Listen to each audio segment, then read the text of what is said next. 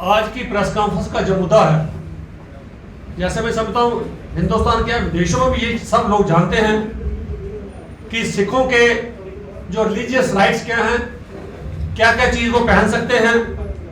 जो हमारे ककार होते हैं, कड़ा, कंगा, कृपान वगैरह, वो चीज़ें इवन के जो डोमेस्टिक फ्लैट्स हैं उनमें भी अलो की गई हैं। एग्जामिनेशन सेंटर्स में भी अलो किया गया है।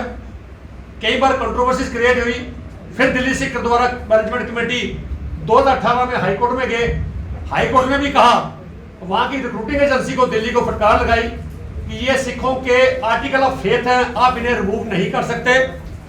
तो उन्होंने इस बार भी जो कॉम्पिटिटिव एग्जाम हुए, नीट की वेबसाइट पे भी लिखा गया है कि ड्रेस कोड क्या है। उन्होंने उसमें क्लियर किया कि सिखों का जो ड्रेस कोड है वो कड़ा और कृपान पहन के जा सकते हैं। हर कॉम्पिटिटिव एग्जाम अपनी वेबसाइट पे लिखता है। उसके बावजूद जम्मू में पहले हुआ, नागमणि स्कूल में, महाराजा हरि सिंह जो स्कूल है वहां पर नागमणि स्कूल में बच्ची का कड़ा उतारा गया। उसके बाद मीरा साहब में, केंद्रीय विद्यालय मीरा साहब जो बीएसएफ कैंप के अंदर है, वहां पर तो इस बार इंतहा होगी। ऐसी चीज शायद मुगलों के दौर में भी ना हुई हो जो इस बार हमारी अपनी सरकारों ने हमारे ऊपर थोप दी। उस स्कूल में बच्ची को कहा गया कड़ा उतारो। उसने कहा मैडम मैं सिख बच्ची हूं, कड़ा हमारे लिए मैंडेटरी है, मैं नहीं उतार सकती। उसने कहा उसके बिना आपको एग्जामिनेशन सेंटर के 5 मई की बात है जब नीट का एग्जाम था, मैं एग्जामिनेशन सेंटर में आपको अलाउ नहीं करूंगी जब तक आप कड़ा रिमूव नहीं करोगे। कड़ा बड़ा पतला था, वो 5-7 साल पहले डाला होगा, बच्ची की ग्रोथ होगी, कड़ा टाइट हो गया, निकल नहीं रहा था। तो उसको कहा गया ये निकालना ही निकालना है। बच्ची की एक स्टिच लगे थे फिंगर पे, फिर उसको कहा गया आधा घंटा लग गया। बच्ची भी कहीं ना कहीं ह्यूमिलेशन फील करने लगी और डिप्रेस भी होने लगी, भाई मेरा एग्जाम है, मुझे टेंशन कर दी गई। उन्होंने कहा जी जैसे मर्जी करो, अंदर जाओ, कोशिश करो, इसको काटो। तो स्कूल के अंदर कोई स्टाफ लड़का बैठा था, एक शख्स, उसने उसकी मदद की, एक पंच मशीन ली, उस पंच मशीन कड़ा उसमें डाल के उसको दुबा के थोड़ा क्रैक वेल्व हुआ।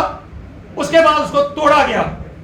ऐसी बेशर्मी की हद आज तक नहीं हुई थी, ये जो अभी शुरू होने लगा है। और इस चीज के लिए हमने संज्ञान लिया।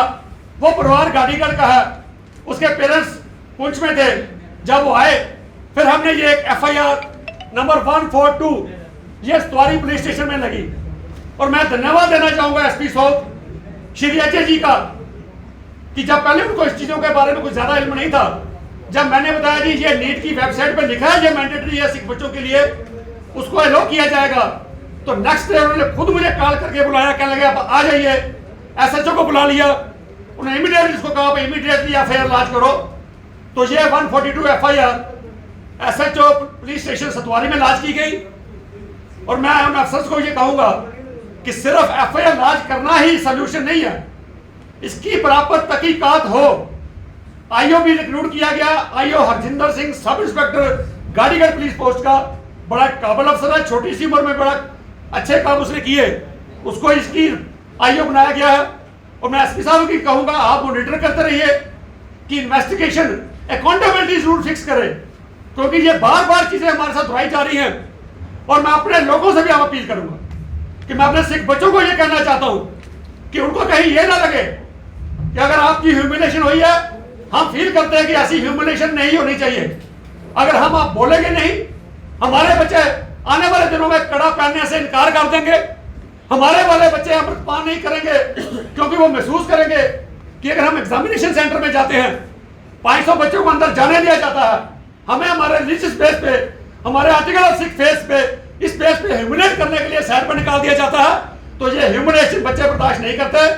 मैं बच्चों को आश्वासन देता हूं कि सिख प्रोग्रेसिव फ्रंट और डिस्ट्रिक्ट गुरुद्वारा प्रबंधक कमेटी के मेंबर्स हमारे हमेशा उन बच्चों के साथ खड़े हैं, शाना बिशाना खड़े हैं। इस किस्म की ये हरकत बर्दाश्त नहीं की जाएगी कि आज हमारे इस आजाद हिंदुस्तान में हमारे ऊपर ऐसी ज्यादतियां की जाए, तो यह बर्दाश्त काबिल बर्दाश्त नहीं है।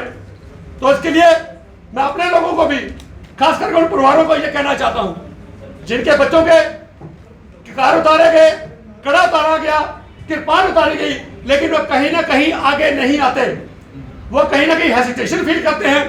मैं लोगों से कहूंगा अगर ऐसी गुस्ताखियां करते रहोगे, आने वाले दिनों में बच्चे ककार उतार देंगे तो उसके गुनाहगार आप भी हो।